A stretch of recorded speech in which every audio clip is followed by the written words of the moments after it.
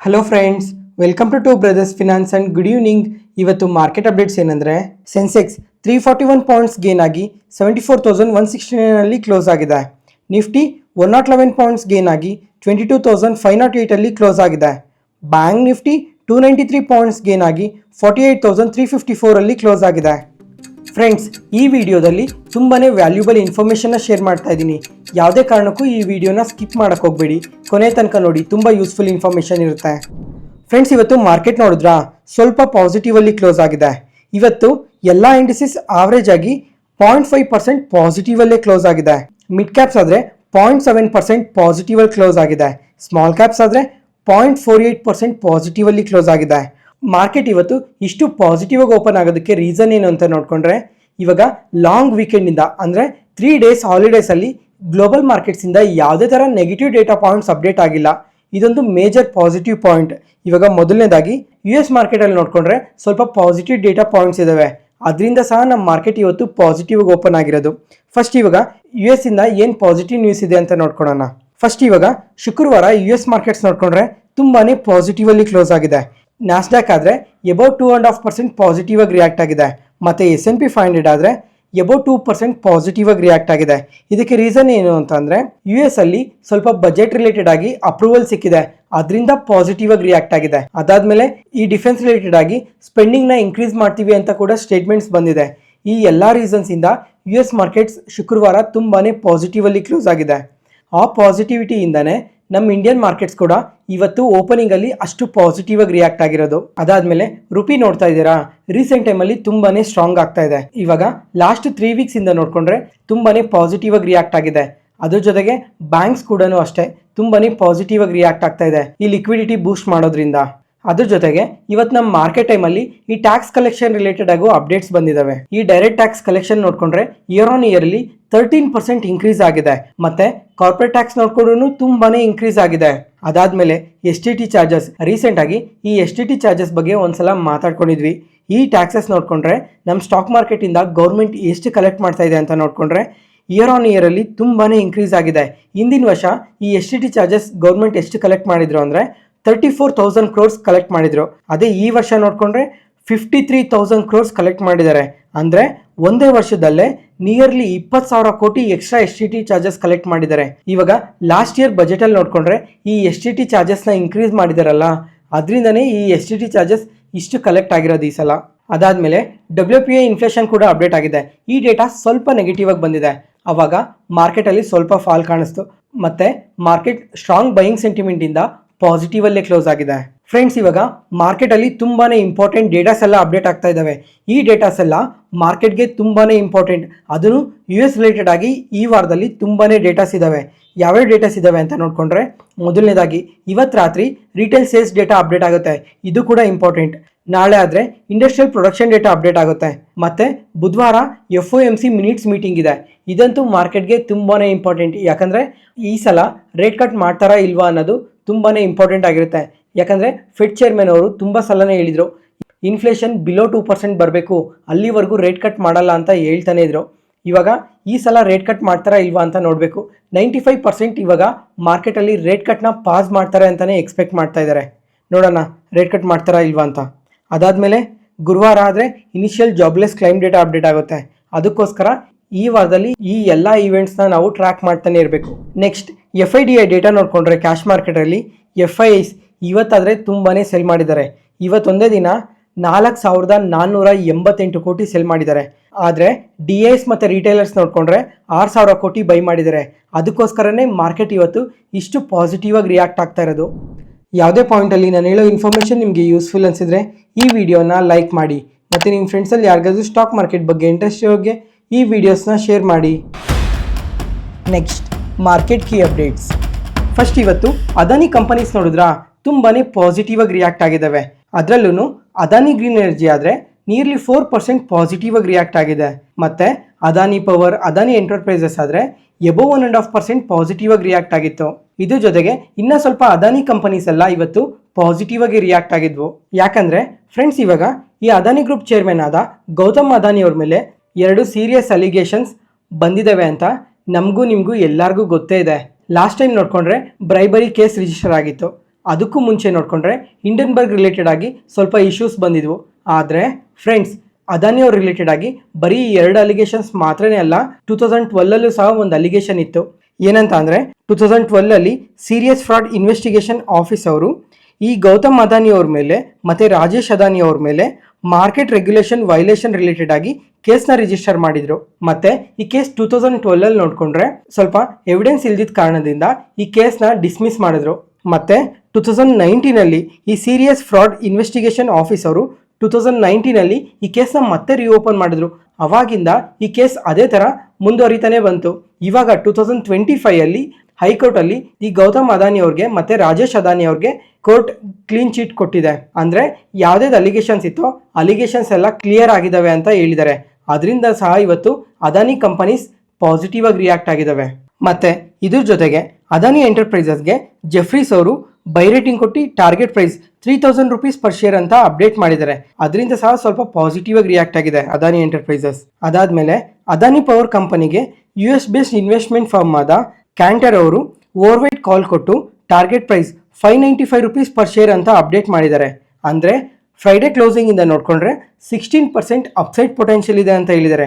ಇದಕ್ಕೆ ರೀಸನ್ ಏನು ಅಂತ ಅಂದರೆ ಇವಾಗ ಗೌರ್ಮೆಂಟ್ ನೋಡಿಕೊಂಡ್ರೆ ಈ ಥರ್ಮಲ್ ಪವರ್ ರಿಲೇಟೆಡ್ ಆಗಿ ತುಂಬಾ ಅಪ್ಡೇಟ್ಸ್ನ ಮಾಡ್ತಾ ಇದ್ದಾರೆ. ಅದಕ್ಕೋಸ್ಕರ ಕಮಿಂಗ್ ಟೈಮಲ್ಲಿ ಈ ಥರ್ಮಲ್ ಪವರ್ ರಿಲೇಟೆಡ್ ಆಗಿ ಈ ಕಂಪನಿಗೆ ತುಂಬಾ ಅಡ್ವಾಂಟೇಜ್ ಇರುತ್ತೆ ಅಂತ ಮೆನ್ಷನ್ ಮಾಡಿದ್ದಾರೆ. ಅದರಿಂದ ಇವತ್ತು ಪಾಸಿಟಿವ್ ಆಗಿ ರಿಯಾಕ್ಟ್ ಆಗಿರೋದು. ಮತ್ತು ಇದೇ US ಬೇಸ್ಡ್ ಇನ್ವೆಸ್ಟ್ಮೆಂಟ್ ಫರ್ಮ್ ಅವರು ಇವತ್ತು ಅದಾನಿ ಗ್ರೀನ್ ಎನರ್ಜಿ ಕಂಪನಿಗೂ ಸಹ ಓವರ್ವೈಟ್ ಕಾಲ್ ಕೊಟ್ಟಿದ್ದಾರೆ. ಓವರ್ವೈಟ್ ಕಾಲ್ ಕೊಟ್ಟು target price 1222 rupees per share ಅಂತ ಅಪ್ಡೇಟ್ ಮಾಡಿದ್ದಾರೆ. ಈ ಎಲ್ಲ ರೀಸನ್ಸ್ ಇಂದ ಇವತ್ತು ಅದಾನಿ ಸ್ಟಾಕ್ಸ್ ಪಾಸಿಟಿವ್ ಆಗಿ ರಿಯಾಕ್ಟ್ ಆಗಿರೋದು. ಮತ್ತೆ ಫ್ರೆಂಡ್ಸ್, ಇವಾಗ ಅದಾನಿ ಕಂಪನೀಸ್ ನೋಡ್ಕೊಂಡ್ರೆ ಇವಾಗ ಈ ರೀಸೆಂಟ್ ಟೈಮಲ್ಲೇ 2 ಅಲಿಗೇಷನ್ಸ್ ಬಂದಿದ್ದಾವೆ. ಒಂದು ಹಿಂಡನ್ಬರ್ಗ್ ಅಲಿಗೇಷನ್, ಅದಾದ್ಮೇಲೆ ಒಂದು ಬ್ರೈಬರಿ ಅಲಿಗೇಷನ್ ಬಂದಿತ್ತು. ಈ 2 ರೀಸನ್ಸ್ ಅಲ್ಲಿ ಈ ಅದಾನಿ ಕಂಪನೀಸ್ ಎಲ್ಲ ತುಂಬಾನೇ ಕರೆಕ್ಟ್ ಆಗಿದ್ದಾವೆ. ಅದ್ರ ಜೊತೆಗೆ ಮಾರ್ಕೆಟ್ ಕರೆಕ್ಷನ್ ಕೂಡ. ಈ ಎಲ್ಲ ರೀಸನ್ಸ್ ಇಂದ ಅದಾನಿ ಕಂಪನೀಸ್ ತುಂಬಾನೇ ಕರೆಕ್ಟ್ ಆಗಿದ್ದಾವೆ. ಅದಕ್ಕೋಸ್ಕರ ಯಾವ್ದಾದ್ರು ಒಂದು ಚಿಕ್ಕ ಪಾಸಿಟಿವ್ ನ್ಯೂಸ್ ಬಂದ್ರೂ ಅದಾನಿ ಕಂಪನೀಸ್ ಅಲ್ಲಿ ಸ್ವಲ್ಪ ಪಾಸಿಟಿವ್ ಮೊಮೆಂಟಮ್ ನೋಡ್ಬೋದು. ಅದರಿಂದನೇ ಈ ಅದಾನಿ ಕಂಪನೀಸ್ ಪಾಸಿಟಿವ್ ಆಗಿ ರಿಯಾಕ್ಟ್ ಆಗ್ತಾ ಇರೋದು. ನೆಕ್ಸ್ಟ್ ಇವಾಗ ಆಟೋ ಸೆಕ್ಟರ್ ಬಗ್ಗೆ ಮಾತಾಡ್ಕೊಳ್ಳೋಣ. ಇವತ್ತು ಆಟೋ ಸೆಕ್ಟರ್ ನೋಡಿದ್ರಾ ನಿಯರ್ಲಿ 1%ವರೆಗೂ ಪಾಸಿಟಿವ್ ಆಗಿ ರಿಯಾಕ್ಟ್ ಆಗಿದೆ. ಫಸ್ಟ್ ಇವಾಗ ಟಾಟಾ ಮೋಟರ್ಸ್ HSBC ಅವರು ಈ ಟಾಟಾ ಮೋಟರ್ಸ್ಗೆ ಬೈ ರೇಟಿಂಗ್ ಕೊಟ್ಟಿದ್ದಾರೆ. ಆದರೆ ಟಾರ್ಗೆಟ್ ಪ್ರೈಸ್ನ ನೋಡಿಕೊಂಡ್ರೆ ಲಾಸ್ಟ್ ಟೈಮ್ಗಿನ್ನ ಸ್ವಲ್ಪ ಟಾರ್ಗೆಟ್ ಪ್ರೈಸ್ನ ಇವಾಗ ಕಟ್ ಮಾಡಿದ್ದಾರೆ. ಲಾಸ್ಟ್ ಟೈಮ್ ನೋಡಿಕೊಂಡ್ರೆ target price 930 rupees per share ಅಂತ ಅಪ್ಡೇಟ್ ಮಾಡಿದ್ರು. ಆದರೆ ಇವಾಗ ಮತ್ತೆ ಬೈ ರೇಟಿಂಗ್ ಕೊಟ್ಟು ಟಾರ್ಗೆಟ್ ಪ್ರೈಸ್ನ 840 ರೂಪೀಸ್ ಪರ್ ಶೇರ್ ಅಂತ ಅಪ್ಡೇಟ್ ಮಾಡಿದ್ದಾರೆ. ಇವಾಗ HSBC ಅವರು ಏನೇನು ರೀಸನ್ಸ್ ಮೇಲೆ ಈ ಟಾಟಾ ಮೋಟರ್ಸ್ ಕಂಪನಿಗೆ ಈ ಥರ ಬೈ ರೇಟಿಂಗ್ ಕೊಟ್ಟಿದ್ದಾರೆ ಅಂತ ನೋಡಿಕೊಂಡ್ರೆ ಈ JLR ಬಿಸ್ನೆಸ್ ಅಲ್ಲಿ ಪ್ರಾಫಿಟಬಿಲಿಟಿ ಇನ್ಕ್ರೀಸ್ ಆಗುತ್ತೆ ಅಂತ ಹೇಳ್ತಾ ಇದ್ದಾರೆ. ಮತ್ತೆ ಈ ಸ್ಮಾಲ್ ಕಮರ್ಷಿಯಲ್ ವೆಹಿಕಲ್ಸ್ ಇದೆ ಅಲ್ಲ, ಇದ್ರ ಸೇಲ್ಸ್ ಎಲ್ಲ ರೀಬೌಂಡ್ ಆಗ್ತಾ ಇದೆ. ಕಮಿಂಗ್ ಟೈಮಲ್ಲಿ ಒಳ್ಳೆ ಸೇಲ್ಸ್ ನ ಪೋಸ್ಟ್ ಮಾಡ್ತಾರೆ ಅಂತ ಪಾಸಿಟಿವ್ ಸ್ಟೇಟ್ಮೆಂಟ್ಸ್ ನ ಮಾಡ್ತಾ ಇದ್ದಾರೆ. ಯಾಕೆ ಈ ತರ ಹೇಳ್ತಾ ಇದ್ದಾರೆ ಅಂದ್ರೆ ಇಂಡಿಯನ್ ಲಾಜಿಸ್ಟಿಕ್ ಸೆಕ್ಟರ್ ಏನಿದೆ ಇದು ಇನ್ನ ಇನ್ಕ್ರೀಸ್ ಆಗ್ತಾ ಹೋಗುತ್ತೆ. ಅದರಿಂದ ಈ ಸ್ಮಾಲ್ ಕಮರ್ಷಿಯಲ್ ವೆಹಿಕಲ್ಸ್ ಡಿಮ್ಯಾಂಡ್ ಅನ್ನೋದು ಇನ್ಕ್ರೀಸ್ ಆಗುತ್ತೆ ಅಂತ ಹೇಳಿದ್ದಾರೆ. ಅದ್ರ ಜೊತೆಗೆ ಇವಾಗ ಟಾಟಾ ಮೋಟರ್ಸ್ ನೋಡ್ಕೊಂಡ್ರೆ ಆಲ್ ಟೈಮ್ ಐಸ್ ಇಂದ ಎಬೋ 40% ಫಾಲ್ ಆಗಿದೆ. ಅದಕ್ಕೋಸ್ಕರ ಇವಾಗ ಅಟ್ರಾಕ್ಟಿವ್ ವ್ಯಾಲ್ಯೂಯೇಷನ್ಸ್ ಅಲ್ಲಿ ಇದೆ ಅಂತ ಕೂಡ ಹೇಳಿದ್ದಾರೆ. ಮತ್ತೆ ಫ್ರೆಂಡ್ಸ್, ಅದಾದ್ಮೇಲೆ ಇವಾಗ ನಮ್ಮ ಮಾರ್ಕೆಟ್ ಸೆಕೆಂಡ್ ಹಾಫ್ ಅಲ್ಲಿ ಮೂಡೀಸ್ ಅವರು ಒಂದು ಸ್ಟೇಟ್ಮೆಂಟ್ ನ ಮಾಡಿದ್ದಾರೆ. ಇವಾಗ US ಅವರು ರೆಸಿಪ್ರೋಕಲ್ ಟ್ಯಾರಿಫ್ ಎಲ್ಲ ಆಗ್ತೀವಿ ಅಂತ ಹೇಳಿದಾರಲ್ಲ, ಈ ಟ್ಯಾರಿಫ್ ಇಂದ ಈ ಟಾಟಾ ಮೋಟರ್ಸ್ನ JLR ಬಿಸ್ನೆಸ್ಗೆ ಮತ್ತೆ ನಮ್ಮ ಇಂಡಿಯನ್ ಆಟೋ ಕಾಂಪೋನೆಂಟ್ ಮೇಕರ್ಸ್ಗೆ ಇದು ಸ್ವಲ್ಪ ಎಫೆಕ್ಟ್ ಆಗುತ್ತೆ ಅಂತ ಮೂಡೀಸ್ ಅವರು ಸ್ಟೇಟ್ಮೆಂಟ್ಸ್ನ ಮಾಡಿದ್ದಾರೆ. ನೋಡಬೇಕು ಈ ಟ್ಯಾರಿಫ್ ರಿಲೇಟೆಡ್ ಆಗಿ ಇನ್ನ ಕಂಪ್ಲೀಟ್ ಇನ್ಫಾರ್ಮೇಷನ್ ಯಾವಾಗ ಬರುತ್ತೋ ಅವಾಗ ಎಕ್ಸ್ಪ್ಲೈನ್ ಮಾಡ್ತೀನಿ. ಯಾವ್ಯಾವ ಕಂಪನೀಸ್ಗೆ ಇದು ಅಡ್ವಾಂಟೇಜ್ ಆಗುತ್ತೆ, ಡಿಸ್ಅಡ್ವಾಂಟೇಜಸ್ ಆಗುತ್ತೆ, ಯಾವ ಕಂಪನೀಸ್ಗೆ ಈ ಟ್ಯಾರಿಫ್ ರಿಲೇಟೆಡ್ ಆಗಿ ಕಂಪ್ಲೀಟಾಗಿ ಎಫೆಕ್ಟ್ ಆಗುತ್ತೆ ಅಂತ ಪ್ರತಿಯೊಂದು ಇನ್ಫಾರ್ಮೇಷನ್ ಕಮಿಂಗ್ ಟೈಮಲ್ಲಿ ಮಾತಾಡ್ಕೊಳ್ಳೋಣ. ನೆಕ್ಸ್ಟ್ ಇವಾಗ ಮಾರುತಿ ಸುಜುಕಿ ಅವ್ರ ಬಗ್ಗೆ ಮಾತಾಡ್ಕೊಳ್ಳೋಣ. ಇವತ್ತು ನಮ್ಮ ಮಾರ್ಕೆಟ್ ಓಪನಿಂಗ್ ಟೈಮಲ್ಲಿ ನೋಡ್ಕೊಂಡ್ರೆ ಮಾರುತಿ ಸುಜುಕಿ ಅವರು ಒಂದೇ ವರ್ಷದಲ್ಲೇ 3 ಸಲ ಪ್ರೈಸ್ ಹೈಕ್ ಬಗ್ಗೆ ಅಪ್ಡೇಟ್ ಮಾಡಿದ್ದಾರೆ. ಫ್ರೆಂಡ್ಸ್, ಇವಾಗ ಈ ಪ್ರೈಸ್ ಹೈಕ್ ಬಗ್ಗೆ ಎಲ್ಲ ಯಾವಾಗ ಅಪ್ಡೇಟ್ ಶುರು ಆಯ್ತು ಹೇಳಿ, ಈ ಡಿಸೆಂಬರ್ ಮಂತಲ್ಲಿ ಪ್ರತಿಯೊಬ್ಬರು ಪ್ರೈಸ್ ಹೈಕ್ ಮಾಡ್ತೀವಿ ಅಂತ ಅಪ್ಡೇಟ್ ಮಾಡಿದ್ರು. ಯಾಕಂತ ಅಂದರೆ ಲಾಸ್ಟ್ ಇಯರ್ ಅಂದರೆ 2024 ಅಕ್ಟೋಬರ್ ಆ ಟೈಮಲ್ಲಿ ಫೆಸ್ಟಿವಲ್ ಸೀಸನ್ ಸೇಲ್ಸ್ ನೋಡಿಕೊಂಡ್ರೆ ತುಂಬಾನೇ ಡ್ರಾಪ್ ಆಯಿತು. ಯಾಕಂದರೆ ಆ ಟೈಮಲ್ಲಿ ಇನ್ಫ್ಲೇಷನ್ ಅನ್ನೋದು ತುಂಬಾನೇ ಜಾಸ್ತಿ ಇತ್ತು ಇಂಡಿಯಾದಲ್ಲಿ. ಅದಕ್ಕೋಸ್ಕರ ಅವಾಗ ಸೇಲ್ಸ್ನ ಬೂಸ್ಟ್ ಮಾಡೋದಕ್ಕೋಸ್ಕರ ಡಿಸೆಂಬರ್ ಮಂತಲ್ಲಿ ಪ್ರತಿಯೊಂದು ಕಂಪನಿನೂ ಪ್ರೈಸ್ ಹೈಕ್ ಬಗ್ಗೆ ಅಪ್ಡೇಟ್ ಮಾಡಿದ್ರು. ಅವಾಗ ಡಿಸೆಂಬರ್ ಮಂತಲ್ಲಿ ಸೇಲ್ಸ್ ಅನ್ನೋದು ತುಂಬಾನೇ ಜಾಸ್ತಿ ನಡೀತು. ಯಾಕಂತ ಅಂದರೆ ಪ್ರತಿಯೊಬ್ಬರು ಕಾರ್ ಮೇಕರೂ ಜಾನ್ವರಿಯಲ್ಲಿ ಪ್ರೈಸಸ್ನ ಇನ್ಕ್ರೀಸ್ ಮಾಡ್ತೀವಿ ಅಂತ ಅಪ್ಡೇಟ್ ಮಾಡಿದ್ರಲ್ಲ, ಅದರಿಂದ ಡಿಸೆಂಬರ್ ಮಂತಲ್ಲಿ ಸೇಲ್ಸ್ ಅನ್ನೋದು ತುಂಬಾನೇ ಜಾಸ್ತಿ ಆಯಿತು. ಮತ್ತೆ ಇವಾಗ ಪ್ರತಿಯೊಬ್ಬರು ಹೇಳಿರೋ ಪ್ರಕಾರ ಜಾನ್ವರಿ ಮಂತಲ್ಲಿ ಪ್ರೈಸ್ ಹೈಕ್ ಮಾಡಿದ್ರು. ಅದರ ಎಫೆಕ್ಟ್ ಯಾವಾಗ ಗೊತ್ತಾಯ್ತು ಹೇಳಿ? ಫೆಬ್ರವರಿಯಲ್ಲಿ ಗೊತ್ತಾಯ್ತು. ಫೆಬ್ರವರಿಯಲ್ಲಿ ನೋಡ್ಕೊಂಡ್ರೆ ತುಂಬಾನೇ ಸೇಲ್ಸ್ ಡ್ರಾಪ್ ಆಗಿದ್ದಾವೆ. ಮತ್ತೆ ಇವಾಗ ಥರ್ಡ್ ಟೈಮ್ ಮಾರುತಿ ಸುಜುಕಿ ಅವರು ಮತ್ತೆ ಪ್ರೈಸ್ ಹೈಕ್ ಮಾಡ್ತೀವಿ ಅಂತ ಅಪ್ಡೇಟ್ ಮಾಡಿದ್ದಾರೆ. ಇವಾಗ ಒಂದೇ ವರ್ಷದಲ್ಲೇ 3 ಟೈಮ್ಸ್ ಈ ಥರ ಪ್ರೈಸ್ ಹೈಕ್ ಮಾಡಿರೋದು. ಜಾನ್ವರಿಯಲ್ಲೂ 4% ಪ್ರೈಸ್ ಹೈಕ್ ಮಾಡಿದ್ರು, ಮತ್ತೆ ಫೆಬ್ರವರಿಯಲ್ಲೂ ಅಷ್ಟೇ 1% ಇಂದ ನಿಯರ್ಲಿ 4% ಪ್ರೈಸ್ ಹೈಕ್ ಮಾಡಿದ್ರು. ಮತ್ತೆ ಇವಾಗ ಏನಂತ ಅಪ್ಡೇಟ್ ಮಾಡಿದ್ದಾರೆ ಅಂದರೆ ಏಪ್ರಿಲ್ ಮಂತಲ್ಲಿ ಮತ್ತೆ 4% ಪ್ರೈಸ್ ಹೈಕ್ ಮಾಡ್ತೀವಿ ಅಂತ ಅಪ್ಡೇಟ್ ಮಾಡಿದ್ದಾರೆ. ಏನಕ್ಕೆ ಈ ಥರ ಪ್ರೈಸ್ ಹೈಕ್ ಮಾಡ್ತಾ ಇದ್ದಾರೆ ಅಂತ ನೋಡಿಕೊಂಡ್ರೆ, ಒಂದು ರಾ ಮೆಟೀರಿಯಲ್ ಕಾಸ್ಟ್ ಅನ್ನೋದು ತುಂಬಾನೇ ಇನ್ಕ್ರೀಸ್ ಆಗ್ತಾ ಇದೆ, ಅದರಿಂದ ಈ ಥರ ಪ್ರೈಸ್ ಹೈಕ್ ಮಾಡ್ತಾ ಇದ್ದೀವಿ ಅಂತ ಹೇಳಿದ್ದಾರೆ. ಮತ್ತೆ ಎರಡನೇ ರೀಸನ್ ಬಂದು ಈ ಆಪರೇಷನ್ ಕಾಸ್ಟ್ ಏನಿದೆ, ಈ ಆಪರೇಷನ್ ಕಾಸ್ಟ್ ಅನ್ನೋದು ಇನ್ಕ್ರೀಸ್ ಆಗ್ತಾ ಇದೆ. ಈ ಎರಡು ರೀಸನ್ ಇಂದನೇ ನಾವು ಕಂಟಿನ್ಯೂಸ್ ಆಗಿ ಈ ಥರ ಪ್ರೈಸ್ ಹೈಕ್ ಮಾಡ್ತಾ ಇದ್ದೀವಿ ಅಂತ ಅಪ್ಡೇಟ್ ಮಾಡಿದ್ದಾರೆ. ಇವಾಗ ಮಾರುತಿ ಸುಜುಕಿ ಅವ್ರು ನೋಡಿಕೊಂಡ್ರೆ ಆಲ್ ಟೈಮ್ ಐಸಿಂದ 15% ಫಾಲ್ ಆಗಿದೆ. ಮತ್ತೆ ಫ್ರೆಂಡ್ಸ್, ಈ ಥರ ಪ್ರೈಸ್ ಹೈಕ್ ಮಾಡ್ತಾ ಹೋದ್ರೆ ಕಮಿಂಗ್ ಟೈಮಲ್ಲಿ ಸೇಲ್ಸ್ ಕೂಡ ಸ್ವಲ್ಪ ಡ್ರಾಪ್ ಆಗೋ ಚಾನ್ಸಸ್ ತುಂಬಾನೇ ಜಾಸ್ತಿ ಇದೆ. ಯಾಕಂದರೆ ಇವಾಗ ಒಂದೊಂದು ಮಾಡೆಲ್ ಮೇಲೆ 4% ಪ್ರೈಸ್ ಹೈಕ್ ಮಾಡ್ತಾ ಇದ್ದಾರೆ. ಇವಾಗ ಅಂದಾಜು ಮಾರುತಿ ಸುಜುಕಿ ಕಾರ್ ಪ್ರೈಸಸ್ ನೋಡ್ಕೊಂಡ್ರೆ ನಿಯರ್ಲಿ 10 lakhs ಇಂದ 15 lakhs ಮಧ್ಯೆ ಇರುತ್ತಲ್ಲ. ಇವಾಗ ಯಾವ್ದಾದ್ರು ಒಂದು ಮಾಡೆಲ್ 10 lakhs ಇದೆ ಅಂತ ಅನ್ಕೊಂಡ್ರೆ ಅದ್ರ ಮೇಲೆ 4% ಇನ್ಕ್ರೀಸ್ ಮಾಡಿ ಒಂದ್ಸಲ ಚೆಕ್ ಮಾಡಿ ಎಷ್ಟು ಪ್ರೈಸ್ ಇನ್ಕ್ರೀಸ್ ಆಗುತ್ತೆ ಅಂತ. ಈ ಥರ ಪ್ರೈಸಸ್ ಜಾಸ್ತಿ ಆಗೋದ್ರಿಂದ ಸೇಲ್ಸ್ ಕಮಿಂಗ್ ಟೈಮಲ್ಲಿ ಡ್ರಾಪ್ ಆಗೋ ಚಾನ್ಸಸ್ ತುಂಬಾನೇ ಜಾಸ್ತಿ ಇದೆ. ನೋಡಬೇಕು ಈ Q4 ಅಲ್ಲಿ ಈ ಆಟೋ ಮೇಕರ್ಸ್ ಎಲ್ಲ ಯಾವ ಥರ ರಿಸಲ್ಟ್ಸ್ನ ಪೋಸ್ಟ್ ಮಾಡ್ತಾರೆ ಅಂತ. ಯಾಕಂದರೆ ಜಾನ್ವರಿ ಮಂತಲ್ಲೇ ಅಲ್ಲ ಪ್ರತಿಯೊಂದು ಆಟೋ ಮೇಕರೂ ಪ್ರೈಸಸ್ನ ಇನ್ಕ್ರೀಸ್ ಮಾಡಿರೋದು. ಅದ್ರ ಎಫೆಕ್ಟ್ ಇವಾಗ Q4 ಅಲ್ಲಿ ಗೊತ್ತಾಗುತ್ತೆ. ಈ ಥರ ಪ್ರೈಸ್ ಹೈಕ್ ಮಾಡಿರೋದ್ರಿಂದ ಸೇಲ್ಸ್ ಯಾವ ಥರ ನಡೆದಿದ್ದಾವೆ ಅಂತ ಇವಾಗೇ ಗೊತ್ತಾಗೋದು, ಅದಕ್ಕೋಸ್ಕರ. ಮತ್ತೆ ಫ್ರೆಂಡ್ಸ್, ಇವಾಗ ಮಾರುತಿ ಸುಜುಕಿ ಅವರು ಪ್ರೈಸ್ ಹೈಕ್ ಮಾಡಿದ್ರಲ್ಲ, ಇವಾಗ ನಮ್ಮ ಮಾರ್ಕೆಟ್ ಕ್ಲೋಸ್ ಆಗೋ ಟೈಮಲ್ಲಿ ಟಾಟಾ ಮೋಟರ್ಸ್ ಅವರಿಂದ ಸಹ ಒಂದು ಅಪ್ಡೇಟ್ ಬಂದಿದೆ. ಇವಾಗ ಈ ಕಮರ್ಷಿಯಲ್ ವೆಹಿಕಲ್ಸ್ ಏನಿದಾವೆ, ಈ ಕಮರ್ಷಿಯಲ್ ವೆಹಿಕಲ್ಸ್ ಮೇಲೆ ಏಪ್ರಿಲ್ ಮಂತಿಂದ 2% ಪ್ರೈಸ್ ಹೈಕ್ ಮಾಡ್ತೀವಿ ಅಂತ ಅಪ್ಡೇಟ್ ಮಾಡಿದ್ದಾರೆ. ಇವಾಗ ಒಬ್ಬರು ಶುರು ಮಾಡಿದಾರಲ್ಲ, ಇನ್ನು ಪ್ರತಿಯೊಬ್ಬರ ಕಡೆಯಿಂದನೂ ಈ ಥರ ಪ್ರೈಸ್ ಹೈಕ್ ಮಾಡ್ತೀವಿ ಅಂತ ಅಪ್ಡೇಟ್ಸ್ ಬರ್ತಾನೆ ಇರ್ತವೆ. ಆದರೆ ನೋಡಬೇಕು ಈ Q4 ಅಲ್ಲಿ ಇದ್ರ ಎಫೆಕ್ಟ್ ಯಾವ ಥರ ಇರುತ್ತೆ ಅಂತ ನೋಡಬೇಕು. ನೆಕ್ಸ್ಟ್ ಇವಾಗ ಫ್ರೆಂಡ್ಸ್ IPOs ಬಗ್ಗೆ ಮಾತಾಡ್ಕೊಳ್ಳೋಣ. ಫ್ರೆಂಡ್ಸ್, ಇವಾಗ ರೀಸೆಂಟ್ ಟೈಮಲ್ಲಿ ನೋಡಿಕೊಂಡ್ರೆ IPOs ತುಂಬಾ ಕಮ್ಮಿ ಆಗೋಗಿದ್ದಾವೆ. ಆದರೆ ಒಂದು ಲಾಸ್ಟ್ 6 months ಬ್ಯಾಕ್ ನೋಡಿಕೊಂಡ್ರೆ ಅಥವಾ 1 year ಬ್ಯಾಕ್ ನೋಡಿಕೊಂಡ್ರೆ ತುಂಬಾ ಕಂಪನೀಸ್ IPOಗೆ ಬರ್ತಾ ಇದ್ವು. ಆದರೆ ಇವಾಗ ತುಂಬಾ ಕಮ್ಮಿ ಆಗೋಗಿದೆ. ಮತ್ತು 2024 ಅಲ್ಲಿ ನೋಡಿಕೊಂಡ್ರೆ ಪ್ರಪಂಚದ ಮಾರ್ಕೆಟ್ಸ್ಗೆ ಕಂಪೇರ್ ಮಾಡಿಕೊಂಡ್ರೆ ಯಾವ ಮಾರ್ಕೆಟ್ಸ್ಗೆ ಹೈಯೆಸ್ಟ್ ಕಂಪನೀಸ್ IPO ಮುಖಾಂತರ ಬಂದಿದ್ದಾವೆ ಅಂತ ನೋಡಿಕೊಂಡ್ರೆ ಫಸ್ಟ್ ಪ್ಲೇಸಲ್ಲಿ ಇಂಡಿಯಾನೇ ಇರುತ್ತೆ. ಯಾಕಂದರೆ ಲಾಸ್ಟ್ ಒಂದು ವರ್ಷದಲ್ಲಿ ನಮ್ಮ ಮಾರ್ಕೆಟ್ಗೆ 268 ಕಂಪನೀಸ್ IPO ಮುಖಾಂತರ ಬಂದಿದ್ದಾವೆ. ಅದರಲ್ಲಿ 90 ಕಂಪನೀಸ್ ಮೈನ್ ಬೋರ್ಡ್ IPOs ಆಗಿ ಬಂದಿದ್ದಾವೆ. ಮತ್ತು 178 ಕಂಪನೀಸ್ SME ಮುಖಾಂತರ ಬಂದಿದ್ದಾವೆ. ಇವಾಗ ಈ 268 ಕಂಪನೀಸ್ ಬಂದಿದ್ದಾವಲ್ಲ, ಈ 268 ಕಂಪನೀಸ್ ಮಾರ್ಕೆಟಲ್ಲಿ ಎಷ್ಟು ರೈಸ್ ಮಾಡಿದ್ದಾರೆ ಅಂತ ನೋಡಿಕೊಂಡ್ರೆ 1,67,000 ಕೋಟಿ ರೈಸ್ ಮಾಡಿದ್ದಾರೆ. ಆದರೆ ಈ ಎಲ್ಲ IPOs ಇವಾಗ ಬಂದಿರೋ ಪ್ರೈಸ್ಗಿನೂ ಕಮ್ಮಿ ಪ್ರೈಸಲ್ಲೇ ಟ್ರೇಡ್ ಆಗ್ತಾ ಇದ್ದಾವೆ. ಒಂದೊಂದು ಕಂಪನೀಸ್ ಆದರೆ 30%, 40%, 50% ಸಹ ಕರೆಕ್ಟ್ ಆಗಿದ್ದಾವೆ. ಮತ್ತು ಇನ್ನೂ ಸ್ವಲ್ಪ ಕಂಪನೀಸ್ ಆದರೆ 60ಇಂದ 70%ವರೆಗೂ ಕರೆಕ್ಟ್ ಆಗಿರೋ IPOs ಕೂಡ ಇದ್ದಾವೆ. ಫ್ರೆಂಡ್ಸ್, ಇವಾಗ ಈ IPO ಕಂಪನೀಸ್ ಎಲ್ಲ ಇಷ್ಟೊಂದು ಫಾಲ್ ಆಗಿದ್ದಾವಲ್ಲ, ಒಂದ್ಸಲ ಯಾವ್ಯಾವ ಕಂಪನೀಸ್ ಬಿಸ್ನೆಸ್ ಯಾವ ಥರ ಇದೆ, ಕಮಿಂಗ್ ಟೈಮಲ್ಲಿ ಏನಾದರೂ ಗ್ರೋತ್ ಆಪರ್ಚುನಿಟಿ ಇದೆಯಾ ಇಲ್ವಾ ಅಂತ ಒಂದ್ಸಲ ಚೆಕ್ ಮಾಡಿ. ಯಾಕಂದರೆ ಒಂದೊಂದು ಕಂಪನೀಸ್ ತುಂಬ ಕರೆಕ್ಟ್ ಆದಮೇಲೆ ಒಂದೊಂದು ಕಂಪನೀಸ್ ಬಿಸ್ನೆಸ್ ಮಾತ್ರ ತುಂಬಾ ಚೆನ್ನಾಗಿರ್ತವೆ. ಆದರೆ ಈ ಮಾರ್ಕೆಟ್ ಕರೆಕ್ಷನಲ್ಲಿ ಅಥವಾ ಇನ್ನೂ ಸ್ವಲ್ಪ ರೀಸನ್ಸಿಂದ ಆ ಕಂಪನಿ ಸಹ ತುಂಬಾ ಫಾಲ್ ಆಗಿರ್ತವೆ. ಈ ಥರ ಕರೆಕ್ಷನಲ್ಲಿ ಸ್ವಲ್ಪ ಒಳ್ಳೆ ಕಂಪನೀಸ್ನ ಅನಾಲಿಸಿಸ್ ಮಾಡಿ ಪಿಕ್ ಮಾಡಿ, ಲಾಂಗ್ ಟರ್ಮಲ್ಲಿ ಒಳ್ಳೆ ವೆಲ್ ಜನರೇಟ್ ಆಗುತ್ತೆ.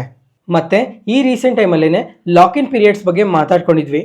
ಮತ್ತು ಇವತ್ತು ಸ್ವಲ್ಪ ಕಂಪನೀಸ್ಗೆ 3 months ಲಾಕ್-ಇನ್ ಪೀರಿಯಡ್ ಎಂಡ್ ಆಗಿದ್ದಾವೆ. ಮೊದಲನೇದಾಗಿ inventurus knowledge solutions, late Rakesh Jhunjhunwala ಅವ್ರ ಫ್ಯಾಮಿಲಿ ಹೋಲ್ಡ್ ಮಾಡ್ತಾ ಇರೋ ಕಂಪನಿ, ಇವತ್ತು ಎಬೋ 10% ನೆಗೆಟಿವ್ ಆಗಿ ರಿಯಾಕ್ಟ್ ಆಗಿದೆ. ಮತ್ತು ಇವತ್ತಿಂದ 4.2 million ಶೇರ್ಸ್ ಟ್ರೇಡ್ಸ್ಗೆ ಎಲಿಜಿಬಲ್ ಆಗುತ್ತೆ. ಆಲ್ ಟೈಮ್ ಐಸಿಂದ ನೋಡಿಕೊಂಡ್ರೆ ಎಬೋ 32% ಫಾಲ್ ಆಗಿದೆ. ಮತ್ತು ಅದಾದಮೇಲೆ ವಿಶಾಲ್ ಮೆಗಾಮಾರ್ಟ್ ಇವತ್ತಾದರೆ ಎಬೋ 1% ಪಾಸಿಟಿವ್ ಆಗಿ ರಿಯಾಕ್ಟ್ ಆಗಿದೆ. ಮತ್ತು ಇವತ್ತಿಂದ 153 million ಶೇರ್ಸ್ ಟ್ರೇಡ್ಸ್ಗೆ ಎಲಿಜಿಬಲ್ ಆಗುತ್ತೆ. ಮತ್ತು ಇವತ್ತು ಈ ಕಂಪನಿ ನೋಡಿಕೊಂಡ್ರೆ ಅಷ್ಟು ನೆಗೆಟಿವ್ ಆಗಿ ರಿಯಾಕ್ಟ್ ಆಗಿಲ್ಲ. ಯಾಕಂದರೆ ಈ ಕಂಪನಿಯಲ್ಲಿ ಇನ್ವೆಸ್ಟ್ ಮಾಡಿರೋರು ಯಾರನ್ನೂ ಸೆಲ್ ಮಾಡೋದಕ್ಕೆ ಇಂಟ್ರೆಸ್ಟ್ ತೋರಿಸಿರಲ್ಲ, ಅದರಿಂದ ಇವತ್ತು ಈ ಕಂಪನಿ ಫಾಲ್ ಆಗಿಲ್ಲ. ಮತ್ತು ಇವಾಗ ಆಲ್ ಟೈಮ್ ಐಸಿಂದ ನೋಡಿಕೊಂಡ್ರೆ ನಿಯರ್ಲಿ 20% ಫಾಲ್ ಆಗಿದೆ. ನೆಕ್ಸ್ಟ್ ಸಾಯಿ ಲೈಫ್ ಸೈನ್ಸ್, ಈ ಕಂಪನಿ ಸಹ ಇವತ್ತು 2% ಫಾಲ್ ಆಗಿದೆ. ಇವತ್ತಿಂದ 8.3 million ಶೇರ್ಸ್ ಟ್ರೇಡ್ಸ್ಗೆ ಎಲಿಜಿಬಲ್ ಆಗುತ್ತೆ. ಈ ಕಂಪನಿನೂ ಅಷ್ಟೇ ಆಲ್ ಟೈಮ್ ಐಸಿಂದ ಎಬೋ 15% ಫಾಲ್ ಆಗಿದೆ. ನೆಕ್ಸ್ಟ್ ಫೈನಲಿ ಒನ್ ಮೊಬಿವಿಕ್, ಈ ಕಂಪನಿ ಸಹ ಇವತ್ತು 3 months ಲಾಕ್-ಇನ್ ಪೀರಿಯಡ್ ಎಂಡ್ ಆಗಿದೆ. ಇವತ್ತು ಮಾರ್ಕೆಟ್ ಓಪನಿಂಗ್ ಅಲ್ಲಿ ನೋಡ್ಕೊಂಡ್ರೆ ಎಬೋ 10% ನೆಗೆಟಿವ್ ಆಗಿ ರಿಯಾಕ್ಟ್ ಆಗಿತ್ತು. ಮತ್ತೆ ಮಾರ್ಕೆಟ್ ಅಲ್ಲಿ ಸ್ವಲ್ಪ ಪಾಸಿಟಿವ್ ಮೊಮೆಂಟಮ್ ಇರೋದ್ರಿಂದ ಶೇರ್ ಪ್ರೈಸ್ ಸ್ವಲ್ಪ ರಿಕವರ್ ಆಗಿದೆ. ಇವತ್ತಿಂದ 4.6 ಮಿಲಿಯನ್ ಶೇರ್ಸ್ ಟ್ರೇಡ್ಸ್ಗೆ ಎಲಿಜಿಬಲ್ ಆಗುತ್ತೆ. ಇವತ್ತು ಈ ಕಂಪನಿಯಲ್ಲಿ ಸ್ವಲ್ಪ ಜಾಸ್ತಿನೇ ಸೆಲ್ ಮಾಡಿರಬೇಕು, ಅದರಿಂದನೇ ಇಷ್ಟು ನೆಗೆಟಿವ್ ಆಗಿ ರಿಯಾಕ್ಟ್ ಆಗಿರೋದು. ಮತ್ತೆ ಆಲ್ ಟೈಮ್ ಐಸಿಂದ ನೋಡ್ಕೊಂಡ್ರೆ ಎಬೋ 64% ಕರೆಕ್ಟ್ ಆಗಿದೆ. ಮತ್ತೆ ಫ್ರೆಂಡ್ಸ್, ಈ ಮಂತಲ್ಲೇ ತುಂಬಾ companies 3 months lock in period end ಆಗುತ್ತೆ. ಮತ್ತೆ ನಾಳೆ ನೋಡ್ಕೊಂಡ್ರೆ ಇಂಟರ್ನ್ಯಾಷನಲ್ ಜೆಮೊಲಾಜಿಕಲ್ ಇನ್ಸ್ಟಿಟ್ಯೂಟ್ IGI ಈ ಕಂಪನಿ ಲಾಕ್ ಇನ್ ಪೀರಿಯಡ್ ನಾಳೆ ಎಂಡ್ ಆಗುತ್ತೆ. ನಾಳೆ ಎಂಡ್ ಆಗೋದ್ರಿಂದ 3 ಮಿಲಿಯನ್ ಶೇರ್ಸ್ ಟ್ರೇಡ್ಸ್ಗೆ ಎಲಿಜಿಬಲ್ ಆಗುತ್ತೆ. ಮತ್ತೆ ಇದೇ ತರ ತುಂಬಾನೇ IPO companies lock in period end ಆಗುತ್ತೆ. ಆ ಎಂಡ್ ಆಗೋ ಹಿಂದಿನ ದಿನಾನೇ ಯಾವ್ಯಾವ ಕಂಪನೀಸ್ ಎಂಡ್ ಆಗ್ತಾ ಇದಾವೆ ಅಂತ ನಿಮ್ಗೆ ಶೇರ್ ಮಾಡ್ತಾ ಇರ್ತೀನಿ. ಮತ್ತೆ ಇವಾಗ ವಾರೆ ಎನರ್ಜೀಸ್ ಬಗ್ಗೆ ಮಾತಾಡ್ಕೊಳ್ಳೋಣ. ಈ ವಾರೆ ಎನರ್ಜೀಸ್ ಕಂಪನಿ ಸಹ ಹಿಂದಿನ ವರ್ಷ IPO ಬಂದಿದ್ದ ಕಂಪನಿನೇ. ಇವಾಗ ನೋಡ್ಕೊಂಡ್ರೆ ಆಲ್ ಟೈಮ್ ಐಸಿಂದ 42% ಕರೆಕ್ಟ್ ಆಗಿದೆ. IPO ಬಂದಿದ್ದ ಟೈಮಲ್ಲಿ ನೋಡ್ಕೊಂಡ್ರೆ ಈ ಕಂಪನಿಗೆ ತುಂಬಾನೇ ಡಿಮ್ಯಾಂಡ್ ಇತ್ತು. ಯಾಕಂದ್ರೆ ಇವರು ಸೋಲಾರ್ ಸೆಗ್ಮೆಂಟ್ ಅಲ್ಲಿ ವರ್ಕ್ ಮಾಡ್ತಾ ಇದಾರಲ್ಲ, ಅದಕ್ಕೋಸ್ಕರ ತುಂಬಾನೇ ಇಂಟ್ರೆಸ್ಟ್ನ ತೋರಿಸಿದ್ರು. ಮತ್ತೆ ಲಿಸ್ಟ್ ಆದಾಗೂ ಅಷ್ಟೇ ಈ ಕಂಪನಿ ಬ್ಲಾಕ್ ಬಸ್ಟರ್ ಲಿಸ್ಟಿಂಗ್ ಏನ್ಸ್ ಕೊಟ್ಟಿದೆ ಇನ್ವೆಸ್ಟರ್ಸ್ಗೆ. ಲಿಸ್ಟ್ ಆದ್ಮೇಲೂ ಸಹ ಇನ್ನ ತುಂಬಾನೇ ಪಾಸಿಟಿವ್ ಆಗಿ ರಿಯಾಕ್ಟ್ ಆಗ್ತಾನೆ ಹೋಯ್ತು. ಆದ್ರೆ ಮಾರ್ಕೆಟ್ ಅಲ್ಲಿ ಯಾವಾಗ ಕರೆಕ್ಷನ್ ಶುರು ಆಯ್ತೋ ಅವಾಗಿಂದ ಕರೆಕ್ಟ್ ಆಗ್ತಾನೆ ಬರ್ತಾ ಇದೆ. ಇವತ್ತು ಜೆಫ್ರೀಸ್ ಅವರು ಈ ಕಂಪನಿಗೆ ಹೋಲ್ಡ್ ರೇಟಿಂಗ್ ಕೊಟ್ಟು target price 2030 rupees per share ಅಂತ ಹೇಳಿದ್ದಾರೆ. ಅಂದ್ರೆ ಕರೆಂಟ್ ಮಾರ್ಕೆಟ್ ಪ್ರೈಸ್ಗಿನ್ನ 4 to 5% ಡೌನ್ ಸೈಡ್ ರಿಸ್ಕ್ ಇದೆ ಅಂತ ಹೇಳಿದ್ದಾರೆ. ಇದಕ್ಕೆ ರೀಸನ್ ಏನ್ ಹೇಳ್ತಾ ಇದ್ದಾರೆ ಅಂದ್ರೆ, ಇವಾಗ ಪ್ರೆಸೆಂಟ್ ಸಿಚುವೇಶನ್ ನೋಡ್ಕೊಂಡ್ರೆ ಸೋಲಾರ್ ರಿಲೇಟೆಡ್ ಆಗಿ ತುಂಬಾನೇ ಪಾಸಿಟಿವ್ ಆಗಿದೆ. ಇವಾಗ ಸೋಲಾರ್ ರಿಲೇಟೆಡ್ ಆಗಿ ನಮ್ ಗೌರ್ಮೆಂಟ್ ಕೂಡ ತುಂಬಾನೇ ಪಾಲಿಸೀಸ್ ನ ತರ್ತಾ ಇದ್ದಾರೆ. ಅದರಿಂದ ನಮ್ಮ ಇಂಡಿಯನ್ ಸೋಲಾರ್ ಮೇಕರ್ಸ್ಗೆ ಇದು ತುಂಬಾನೇ ಅಡ್ವಾಂಟೇಜ್ ಇರುತ್ತೆ. ಅದ್ರ ಜೊತೆಗೆ ಪವರ್ ಡಿಮ್ಯಾಂಡ್ ಇನ್ಕ್ರೀಸ್ ಆಗ್ತಾ ಇರೋದಕ್ಕೆ ಈ ಸೋಲಾರ್ ಪ್ಯಾನೆಲ್ಸ್ ರಿಲೇಟೆಡ್ ಆಗೂ ಡಿಮ್ಯಾಂಡ್ ಅನ್ನೋದು ಇನ್ಕ್ರೀಸ್ ಆಗ್ತಾ ಇದೆ. ಮತ್ತೆ US ರಿಲೇಟೆಡ್ ಆಗಿ ನೋಡ್ಕೊಂಡ್ರೆ ಈ ಪಾಲಿಸೀಸ್ ಅಲ್ಲಿ ಏನಾದರೂ ಬೆನಿಫಿಟ್ಸ್ ಇದೆಯಾ ಅಂತ ನೋಡ್ಕೊಂಡ್ರೆ ಯಾವುದೇ ತರ US ಪಾಲಿಸೀಸ್ ಅಲ್ಲಿ ಈ ಸೋಲಾರ್ ರಿಲೇಟೆಡ್ ಆಗಿ ಏನು ಬೆನಿಫಿಟ್ಸ್ ಇಲ್ಲ. ಇರೋ ಬೆನಿಫಿಟ್ಸ್ ನ ಕೂಡ ರೀಸೆಂಟ್ ಟೈಮ್ ಅಲ್ಲಿ ತುಂಬಾನೇ ಕಮ್ಮಿ ಮಾಡಿದ್ದಾರೆ. ಏನಂತ ಅಂದ್ರೆ ರೀಸೆಂಟ್ ಆಗಿ US ಅಲ್ಲಿ ಒಂದು ಅಪ್ಡೇಟ್ ಬಂತು. ಇವಾಗ ಈ ಸೋಲಾರ್ ರಿಲೇಟೆಡ್ ಆಗಿ ಏನ್ ಸ್ಪೆಂಡಿಂಗ್ ಮಾಡ್ತಾ ಇದಾರೋ ಕಂಪ್ಲೀಟ್ ಆಗಿ ಕಮ್ಮಿ ಮಾಡಾಕಿದ್ದಾರೆ ಅಂತ ಅಪ್ಡೇಟ್ ಬಂತು. ಇದರಿಂದ ವಾರೆ ಎನರ್ಜೀಸ್ಗೆ, ಪ್ರೀಮಿಯರ್ ಎನರ್ಜೀಸ್ಗೆ, ಈ ಕಂಪನೀಸ್ಗೆಲ್ಲ ತುಂಬಾನೇ ಎಫೆಕ್ಟ್ ಆಗುತ್ತೆ ಅಂತ ರೀಸೆಂಟ್ ಮಾರ್ಕೆಟ್ ನ್ಯೂಸ್ ಅಲ್ಲೇ ಮಾತಾಡ್ಕೊಂಡ್ವಿ. ಇವಾಗ US ಅಲ್ಲಿ ಈ ತರ ಸೋಲಾರ್ ರಿಲೇಟೆಡ್ ಆಗಿ ಸ್ಪೆಂಡಿಂಗ್ ನ ಕಮ್ಮಿ ಮಾಡಿದ್ರಲ್ಲ, ಯಾರಿಗೆ ತುಂಬಾನೇ ನಷ್ಟ ಆಗುತ್ತೆ ಅಂತ ನೋಡ್ಕೊಂಡ್ರೆ ಚೈನಾದವ್ರಿಗೆ ಇದು ತುಂಬಾನೇ ನಷ್ಟ ಆಗುತ್ತೆ. ಯಾಕಂದ್ರೆ ಇವಾಗ ಪ್ರಪಂಚಕ್ಕೆ ಕಂಪೇರ್ ಮಾಡ್ಕೊಂಡ್ರೆ ಯಾರು ಸೋಲಾರ್ ಪ್ಯಾನೆಲ್ಸ್ ನ ತುಂಬಾನೇ ಪ್ರೊಡ್ಯೂಸ್ ಮಾಡ್ತಾ ಇರೋದು ಅಂತ ನೋಡ್ಕೊಂಡ್ರೆ ಚೈನಾದವರೇ ಜಾಸ್ತಿ ಪ್ರೊಡ್ಯೂಸ್ ಮಾಡ್ತಾ ಇರೋದು. ಅದಕ್ಕೋಸ್ಕರ ಇದು ಚೈನಾದವ್ರಿಗೆ ತುಂಬಾ ಎಫೆಕ್ಟ್ ಆಗುತ್ತೆ. ಮತ್ತೆ ನಮ್ ಕಂಪನೀಸ್ಗೂ ಕೂಡ ಎಫೆಕ್ಟ್ ಆಗುತ್ತೆ. ಇವಾಗ ಜೆಫ್ರೀಸ್ ಅವ್ರು ಏನ್ ಹೇಳ್ತಾ ಇದಾರೆ ಅಂದ್ರೆ, ಇದು ಶಾರ್ಟ್ ಟರ್ಮ್ ಅಲ್ಲಿ ನಮ್ಮ ಇಂಡಿಯನ್ ಕಂಪನೀಸ್ಗೆ ಇದು ಪಾಸಿಟಿವ್ ಆಗುತ್ತೆ. ಲಾಂಗ್ ಟರ್ಮ್ ಅಲ್ಲಿ ಓವರ್ ಸಪ್ಲೈ ರೀಸನ್ಸ್ ಇಂದ ನಮ್ಮ ಕಂಪನೀಸ್ಗೆ ಇದು ತುಂಬಾನೇ ಎಫೆಕ್ಟ್ ಆಗುತ್ತೆ.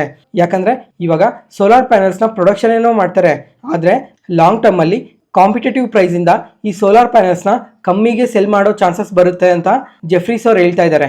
ಅದರಿಂದನೇ ಈ ವಾರೆ ಎನರ್ಜೀಸ್ ಕಂಪನಿಗೆ ಹೋಲ್ಡ್ ರೇಟಿಂಗ್ ಕೊಟ್ಟಿರೋದು. Next Ola electric. ಈ ಕಂಪನಿ ನೋಡಿದ್ರಾ, ಇವತ್ತು ನಿಯರ್ಲಿ 7% ಫಾಲ್ ಆಗಿದೆ. ಮತ್ತೆ ಆಲ್ ಟೈಮ್ ಐಸಿಂದ ನೋಡ್ಕೊಂಡ್ರೆ 70% ಫಾಲ್ ಆಗಿದೆ. ಫ್ರೆಂಡ್ಸ್, ಈ ಓಲಾ ಎಲೆಕ್ಟ್ರಿಕ್ ಕಂಪನಿ ಯಾವಾಗ IPO ಬಂತೋ ಅವಾಗ ನೋಡ್ಕೊಂಡ್ರೆ ಜಸ್ಟ್ 5% ಲಿಸ್ಟಿಂಗ್ ಗೇನ್ಸ್ ಮಾತ್ರ ಕೊಡ್ತು. ಲಿಸ್ಟ್ ಆದ್ಮೇಲೆ ಸ್ವಲ್ಪ ಪಾಸಿಟಿವ್ ಆಗಿ ರಿಯಾಕ್ಟ್ ಆಗ್ತಾ ಹೋಯ್ತು. ಅದಾದ್ಮೇಲೆ ಈ ಕಂಪನಿಗೆ ಕಂಟಿನ್ಯೂಸ್ ಆಗಿ ಒಂದಲ್ಲ ಒಂದು ಪ್ರಾಬ್ಲಮ್ ಬರ್ತಾನೆ ಇದೆ.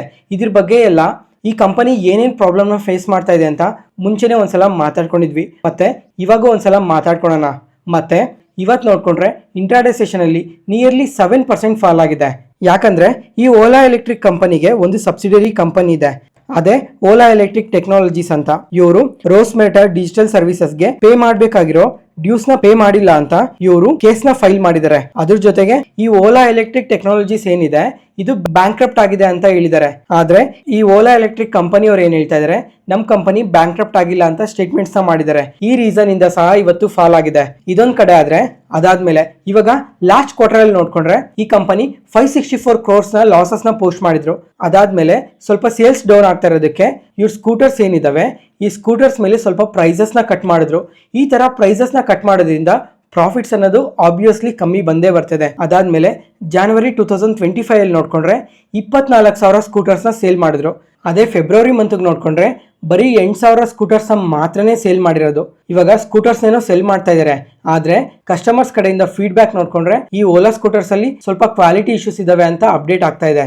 ಅದೇ ಈ ಬಿಗ್ ಪ್ಲೇಯರ್ಸ್ ಇದಾರಲ್ಲ, ಈ ಬಜಾಜ್ ಸ್ಕೂಟರ್ಸ್ ಅವರಾಗ್ಲಿ ಅಥವಾ TVS ಮೋಟರ್ಸ್ ಅವರಾಗ್ಲಿ, ಇವ್ರ ಎಲೆಕ್ಟ್ರಿಕ್ ಸ್ಕೂಟರ್ಸ್ ನೋಡ್ಕೊಂಡ್ರೆ ತುಂಬಾನೇ ಚೆನ್ನಾಗಿದಾವೆ ಅಂತ ಫೀಡ್ಬ್ಯಾಕ್ಸ್ ಬರ್ತಾ ಇದೆ. ಆದರೆ ಓಲಾದವ್ರಿಗೆ ಮಾತ್ರ ಈ ತರ ನೆಗೆಟಿವ್ ಫೀಡ್ಬ್ಯಾಕ್ಸ್ ಬರ್ತಾ ಇದೆ. ಇದು ಕೂಡ ಒಂದು ನೆಗೆಟಿವ್ ಡೇಟಾ ಪಾಯಿಂಟ್. ಇದ್ರ ಜೊತೆಗೆ ಗೌರ್ಮೆಂಟ್ ಪ್ರೆಷರ್ ಕೂಡ ಇದೆ. ಏನಂತ ಅಂದ್ರೆ ಈ ಗೌರ್ಮೆಂಟ್ PLI ಸ್ಕೀಮ್ ಅಲ್ಲಿ ಬ್ಯಾಟ್ರಿ ಪ್ಲಾಂಟ್ ನ ಸೆಟಪ್ ಮಾಡ್ತೀವಿ ಅಂತ ಹೇಳಿದ್ರು. ಆದ್ರೆ ಇದುವರೆಗೂ ಸಹ ಈ ಪ್ಲಾಂಟ್ ನ ಸೆಟಪ್ ಮಾಡಿಲ್ಲ ಅಂತ ಅಪ್ಡೇಟ್ ಆಗ್ತಾ ಇದೆ. ಇದು ಕೂಡ ಒಂದು ನೆಗೆಟಿವ್ ಡೇಟಾ ಪಾಯಿಂಟ್. ಫ್ರೆಂಡ್ಸ್, ಇವಾಗ ಸಿಂಪಲ್ ಆಗಿ ಹೇಳ್ಬೇಕು ಅಂತ ಅಂದ್ರೆ ಸೇಲ್ಸ್ ಡೌನ್ ಆಗ್ತಾ ಇದೆ ಅಂತ ಸ್ಕೂಟರ್ ಪ್ರೈಸ್ ಕಮ್ಮಿ ಮಾಡಿದ್ರು. ಸ್ಕೂಟರ್ ಪ್ರೈಸ್ ಕಮ್ಮಿ ಮಾಡೋದ್ರಿಂದ ಪ್ರಾಫಿಟ್ಸ್ ಎಫೆಕ್ಟ್ ಆಗುತ್ತೆ. ಆದ್ರೆ ಈ ಕಂಪನಿಯಲ್ಲಿ ಪ್ರಾಫಿಟ್ಸ್ ಅನ್ನೋದೇ ಇದುವರೆಗೂ ಬಂದಿಲ್ಲ. ಇದೊಂದು ಲಾಸ್ ಮೇಕಿಂಗ್ ಕಂಪನಿ. ಅದ್ರ ಜೊತೆಗೆ ಈ ಎಲ್ಲಾ ಇಶ್ಯೂಸ್ ಇದೆ. ಓವರ್ ಆಲ್ ಈ ಎಲ್ಲಾ ರೀಸನ್ಸ್ ಇಂದ first time Ola electric company 50 ರೂಪೀಸ್ಗಿನ್ನ ಕಮ್ಮಿಯಲ್ಲಿ ಟ್ರೇಡ್ ಆಗ್ತಾ ಇದೆ. ನೋಡಬೇಕು ಕಮಿಂಗ್ ಟೈಮಲ್ಲಿ ಇದನ್ನೆಲ್ಲ ಸಾರ್ಟ್ ಔಟ್ ಮಾಡ್ಕೊಂಡು ಸೇಲ್ಸ್ ಏನಾದರೂ ಬೂಸ್ಟ್ ಮಾಡ್ಕೊಂಡು ಮುಂದೆ ಹೋಗ್ತಾರಾ ಇಲ್ವಾ ಅಂತ, ಅಥವಾ ಇದೇ ತರ ಪ್ರಾಬ್ಲಮ್ಸ್ ಏನಾದರೂ ಇವರು ಫೇಸ್ ಮಾಡ್ತಾನೆ ಹೋದ್ರೆ ಶೇರ್ ಪ್ರೈಸ್ ಇನ್ನ ಕರೆಕ್ಟ್ ಆಗೋ ಚಾನ್ಸಸ್ ತುಂಬಾನೇ ಜಾಸ್ತಿ ಇದೆ. ನೋಡೋಣ ಕಮಿಂಗ್ ಕ್ವಾರ್ಟರ್ಸ್ ಅಲ್ಲಿ ಇವರು ಸೇಲ್ಸ್ ನ ಯಾವ ತರ ಪೋಸ್ಟ್ ಮಾಡ್ತಾರೆ ಅಂತ. ಓವರ್ ಆಲ್ ಈ ಎಲ್ಲಾ ರೀಸನ್ಸ್ ಇಂದಾನೆ ಓಲಾ ಎಲೆಕ್ಟ್ರಿಕ್ ಕಂಪನಿ ಇವಾಗ ಇಷ್ಟು ನೆಗೆಟಿವ್ ಆಗಿ ರಿಯಾಕ್ಟ್ ಆಗ್ತಾ ಇರೋದು. ನೆಕ್ಸ್ಟ್ ಇವತ್ತು ಹಿಂದೂಸ್ತಾನ್ ಕನ್ಸ್ಟ್ರಕ್ಷನ್ ಕಂಪನಿ. ಈ ಕಂಪನಿ ನೋಡಿದ್ರೆ ಇವತ್ತು ನಿಯರ್ಲಿ 4% ವರೆಗೂ ಪಾಸಿಟಿವ್ ಆಗಿ ರಿಯಾಕ್ಟ್ ಆಗಿದೆ. ಯಾಕಂದ್ರೆ ಈ ಹಿಂದೂಸ್ತಾನ್ ಕನ್ಸ್ಟ್ರಕ್ಷನ್ ಕಂಪನಿ ಮತ್ತೆ ಟಾಟಾ ಪ್ರಾಜೆಕ್ಟ್ಸ್ ಮತ್ತೆ ಈ ಕಂಪನೀಸ್ಗೆ 2191 ಕ್ರೋರ್ಸ್ ಕಾಂಟ್ರಾಕ್ಟ್ ಬಂದಿದೆ ಮಧ್ಯಪ್ರದೇಶ್ ಮೆಟ್ರೋ ರೈಲ್ ಕಾರ್ಪೊರೇಷನ್ ಇಂದ. ಮತ್ತೆ ಈ ಪ್ರಾಜೆಕ್ಟ್ ಅಲ್ಲಿ 8 ಕಿಲೋಮೀಟರ್ ಲಾಂಗ್ ಕಾರಿಡಾರ್ನ ಮತ್ತೆ ಅಂಡರ್ಗ್ರೌಂಡ್ ಟನಲ್ಸ್ ನ ಮತ್ತೆ ಸ್ಟೇಷನ್ಸ್ ನ ಬಿಲ್ಟ್ ಮಾಡಬೇಕು ಅಂತ ಅಪ್ಡೇಟ್ ಮಾಡಿದ್ದಾರೆ. ಇವಾಗ ಈ ಜಾಯಿಂಟ್ ವೆಂಚರ್ ಏನಿದೆ ಇದರಲ್ಲಿ ಮೆಜಾರಿಟಿ ಸ್ಟೇಕ್ ಯಾರ್ದು ಅಂತ ಅಂದ್ರೆ ಹಿಂದೂಸ್ತಾನ್ ಕನ್ಸ್ಟ್ರಕ್ಷನ್ ಕಂಪನಿ. ಇವ್ರ ಹತ್ರ 55% ಸ್ಟೇಕ್ ಇದೆ. ಮತ್ತೆ ಈ ಹಿಂದೂಸ್ತಾನ್ ಕನ್ಸ್ಟ್ರಕ್ಷನ್ ಕಂಪನಿ ಏನಿದೆ ಈ ಕಂಪನಿಗೆ ಈ ತರ ಮೆಟ್ರೋ ಪ್ರಾಜೆಕ್ಟ್ಸ್ ಅಲ್ಲಿ ವರ್ಕ್ ಮಾಡಿ ತುಂಬಾನೇ ಎಕ್ಸ್ಪೀರಿಯನ್ಸ್ ಇದೆ ಅಂತ ಕೂಡ ಹೇಳಿದ್ದಾರೆ. ಇವರು Delhi metro, Bengaluru metro, Mumbai metro ಈ ತರ ತುಂಬಾನೇ ಮೆಟ್ರೋ ಕನ್ಸ್ಟ್ರಕ್ಷನ್ಸ್ ಅಲ್ಲೆಲ್ಲ ವರ್ಕ್ ಮಾಡಿದೀವಿ ಅಂತ ಹೇಳಿದ್ದಾರೆ. ಈ ಹಿಂದೂಸ್ತಾನ್ ಕನ್ಸ್ಟ್ರಕ್ಷನ್ ಕಂಪನಿ ನೋಡ್ಕೊಂಡ್ರೆ 23 ರೂಪೀಸ್ ಅಲ್ಲಿ ಟ್ರೇಡ್ ಆಗೋ ಕಂಪನಿ. ಈ ಕಂಪನಿಗೆ ಈ ತರ 2000 ಕ್ರೋರ್ಸ್ ಆರ್ಡರ್ ಬಂದಿದೆ. ಅದರಿಂದನೇ ಇವತ್ತು ಇಂಟರ್ಡೇ ಸೆಷನ್ ಅಲ್ಲಿ ನಿಯರ್ಲಿ 4% ವರೆಗೂ ಪಾಸಿಟಿವ್ ಆಗಿ ರಿಯಾಕ್ಟ್ ಆಗಿರೋದು. Next Spice jet. ಈ ಕಂಪನಿ ನೋಡ್ಕೊಂಡ್ರೆ ಇಂದಿನ ಗುರುವಾರ ನಿಯರ್ಲಿ 4% ವರೆಗೂ ನೆಗೆಟಿವ್ ಆಗಿ ರಿಯಾಕ್ಟ್ ಆಗಿತ್ತು. ಯಾಕಂದ್ರೆ ಈ ಕಂಪನಿಯಲ್ಲಿರೋ ಪ್ರಮೋಟರ್ಸ್ ಸ್ವಲ್ಪ ಸ್ಟೇಕ್ ನ ಸೇಲ್ ಮಾಡ್ತಾರೆ ಅಂತ ಅಪ್ಡೇಟ್ ಆಗ್ತಾ ಇತ್ತು. ಅದರಿಂದ ಶೇರ್ ಪ್ರೈಸ್ ನಿಯರ್ಲಿ 4% ವರೆಗೂ ಫಾಲ್ ಆಯ್ತು. ಆದ್ರೆ ಇವತ್ತು ನೋಡ್ಕೊಂಡ್ರೆ ನಿಯರ್ಲಿ 8% ವರೆಗೂ ಪಾಸಿಟಿವ್ ಆಗಿ ರಿಯಾಕ್ಟ್ ಆಗಿದೆ. ಯಾಕಂದ್ರೆ ಈ ಕಂಪನಿ ಪ್ರಮೋಟರ್ ಅವರು 294 ಕ್ರೋರ್ಸ್ ಈ ಕಂಪನಿಯಲ್ಲಿ ಇನ್ವೆಸ್ಟ್ ಮಾಡ್ತೀವಿ ಅಂತ ಅಪ್ಡೇಟ್ ಮಾಡಿದ್ದಾರೆ. ಅದರಿಂದನೇ ಇವತ್ತು ಪಾಸಿಟಿವ್ ಆಗಿ ರಿಯಾಕ್ಟ್ ಆಗಿರೋದು. ಇವಾಗ ಪ್ರಮೋಟರ್ಸ್ ಆ ಕಂಪನಿಯಲ್ಲಿ ಸ್ಟೇಕ್ ನ ಇನ್ಕ್ರೀಸ್ ಮಾಡ್ಕೊಂತಾ ಇದ್ದಾರೆ ಅಂದ್ರೆ ಇದೊಂದು ತುಂಬಾನೇ ಪಾಸಿಟಿವ್ ನ್ಯೂಸ್ ಆಗುತ್ತೆ. ಇವಾಗ ಪ್ರೆಸೆಂಟ್ ಪ್ರಮೋಟರ್ ಹೋಲ್ಡಿಂಗ್ ನೋಡ್ಕೊಂಡ್ರೆ 29.11% ಇದೆ. ಈ ತರ 294 ಕ್ರೋರ್ಸ್ ಇನ್ವೆಸ್ಟ್ ಮಾಡೋದ್ರಿಂದ ಅದು 33%ಗೆ ಇನ್ಕ್ರೀಸ್ ಆಗುತ್ತೆ ಅಂತ ಸಹ ಅಪ್ಡೇಟ್ ಮಾಡಿದ್ದಾರೆ. ನೆಕ್ಸ್ಟ್ ನಮ್ಮ ಇಂಡಿಯನ್ ಫಾರ್ಮಾ ಕಂಪನೀಸ್ ಆಗಿರೋ ಸನ್ ಫಾರ್ಮಾ ಮತ್ತೆ ಝೈಡಸ್ ಫಾರ್ಮಾ ಇವರು US ಮಾರ್ಕೆಟ್ಸ್ ಅಲ್ಲಿ ಸೆಲ್ ಮಾಡೋ ಕೆಲವೊಂದು ಪ್ರಾಡಕ್ಟ್ಸ್ ನ ರೀಕಾಲ್ ಮಾಡಿದ್ದಾರೆ. ಸನ್ ಫಾರ್ಮಾದವರಾದ್ರೆ ನಿಯರ್ಲಿ 10,000 ಬಾಟಲ್ ಮಾರ್ಫಿನ್ ಸಲ್ಫೈಡ್ ನ ರೀಕಾಲ್ ಮಾಡಿದ್ದಾರೆ. ಮತ್ತೆ ಝೈಡಸ್ ಲೈಫ್ ಸೈನ್ಸ್ ಅವರಾದ್ರೆ 37,000 ನೆಲರ್ಬೈನ್ ಇಂಜೆಕ್ಷನ್ ನ ರೀಕಾಲ್ ಮಾಡಿದ್ದಾರೆ. ಇವಾಗ ಈ ತರ ಸೇಲ್ ಮಾಡಿರೋ ಡ್ರಗ್ಸ್ ನ ರೀಕಾಲ್ ಮಾಡೋದಕ್ಕೆ ರೀಸನ್ ಏನು ಅಂತ ಅಂದ್ರೆ ಸ್ವಲ್ಪ ಈ ಪ್ರಾಡಕ್ಟ್ಸ್ ಅಲ್ಲಿ ಕ್ವಾಲಿಟಿ ಇಶ್ಯೂಸ್ ಇದಾವೆ ಅಂತ US FDA ಅವರು ಅಪ್ಡೇಟ್ ಮಾಡಿದ್ದಾರೆ. ಅದರಿಂದನೇ ಈ ತರ ರೀಕಾಲ್ ಮಾಡಿರೋದು ಅಂತ ಹೇಳಿದ್ದಾರೆ.